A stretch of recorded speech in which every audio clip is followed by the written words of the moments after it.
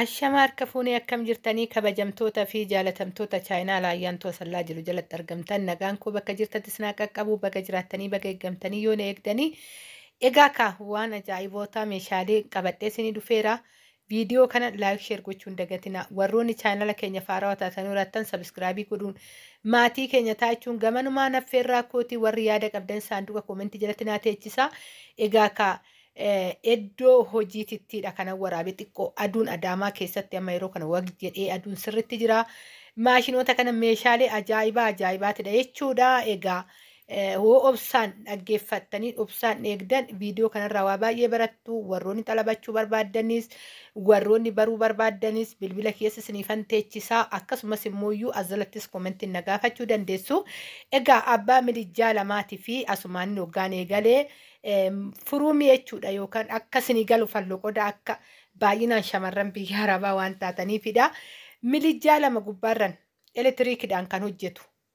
Jalaan immooyyuu daabboo kan tolchu lama. Isa sahaanii xiqqaa fi sahaanii saarbisii keessattuyyuu maal jedhu basbuusa faa jedhanii jarri irratti hojjetu san sahaanii lama qabudha. Baay'ee gaariidha.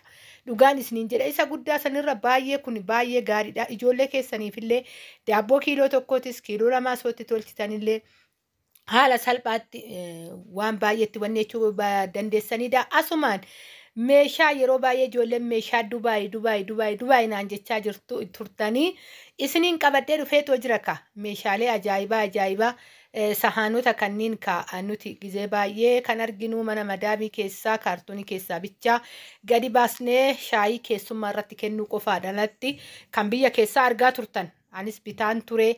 Egaa kun immooyyuu ajaa'iba kan alaatti wan Dubaay irraa kan seenedha isiniin jechuun jaaladha. Waa'ee saarbisiin isinitti haasa'aa jira. Asuma waa'ee jookiiwwanii, waa'ee isa jookii juusii daakuu, waa'ee isa asitti kan shunkurtii maashinii daakuu kana cinaatti arungaadee fi adii kana argaa jirtan maabiraatiin hoo hin jirre asumaafan isinii ibsaafan maabiraatiin hoo hin jirre isa arungaadee kanaan daakuu dandeessu. Isa san immoo malaan kan daakamu humnaanii miti jechuudha. Maashiniin elektiriikii daakuu humna hin barbaadu waan ta'eef gaafa maabiraatiin hin jirre tarii shunkurtii daakkachuuf yoo muddamtan ta'e suuta ittaniitoo isa saniin daakuu dandeessu jechuudha. Maabiraatiin jeeneetara akka biyyoota biraa hin qabnu waan ta'eef maabiraatiin yeroo nu jalaa baduu dandeessi. Kun akkuma biyyattiittidha. Isiniif ibsaafani kun cinaan teechiseetoo jira. Haala kanaan itti fayyadamuu dandeessu isiniin jechuun jaaladha. Shunkurtii foon waan akkasiisan bakka maabiraatiin hin jirretti ittiin daakkattanii itti fayyadamuu dandeessu. Egaa akka argaa jirtan meeshaaleen aadaa asiin jira. Homtuuyyuu namnee boraatiin jira, xuunxoon jira, siinqeen jira. Akkasuma coocoon jira. Asiin jookoota kana argaa jirtanii jookiin kun abbaa sadii qabudha.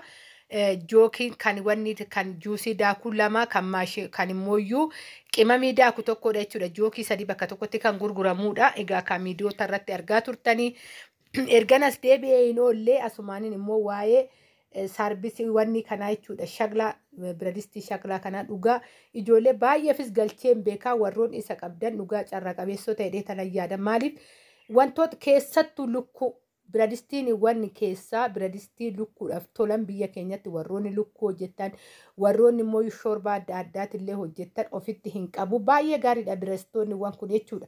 Biradistii shan kan shaklaa kun kan qabu. Egaa milijjaarran teechiseetoo jira kun lafa taa'ee shanidha walitti lakkaa'uu dandeessu maxibashaa wajjiniin jechuudha.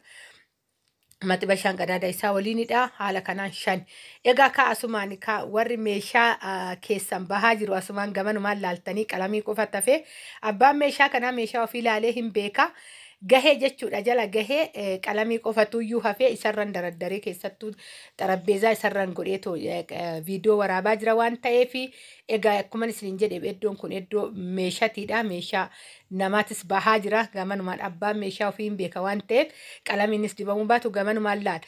Asitti kan argaa jirtanii jookii isa bishaan ho'isuu maayikaa bishaan ho'isuu kan baradoor kan jedhamu kun maraadoo hin jedha soorii. Maraadoon kun tokkoffaadha.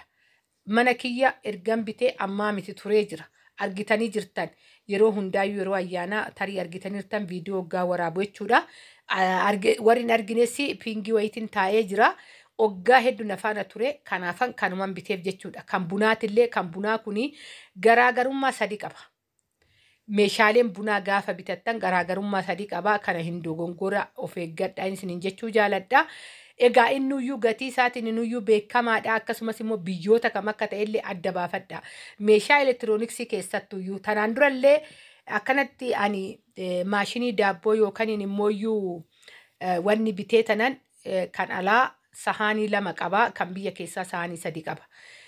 Wanta akkanaa kanallee adda baafadha sirritti odoo.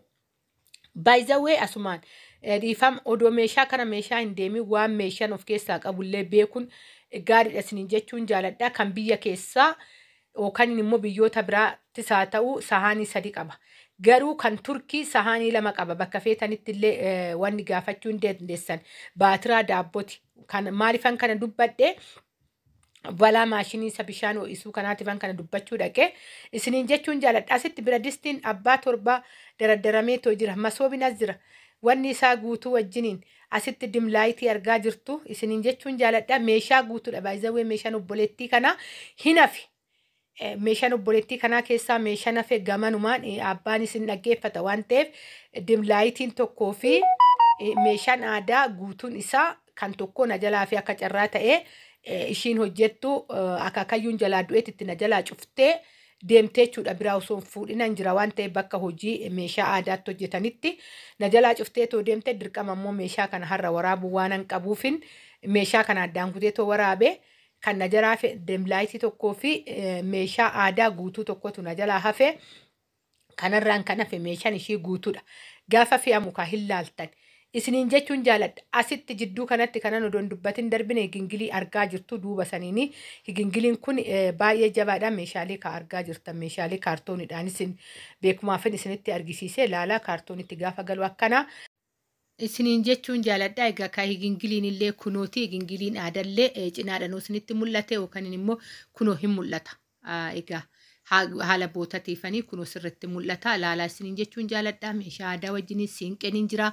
Akkasuma jookii warqaamman 2dha kan obboleettii kanaa jechuudha. Meeshaalee walumaa galatti meeshaa guutuudha jechuudha. Meeshaan as jiru kana fakkaataa isiniin jedha. Egaa yaada soo qabaattan saanduqa koomentii jalatti naa teechisaa bilbilli kiyyaa.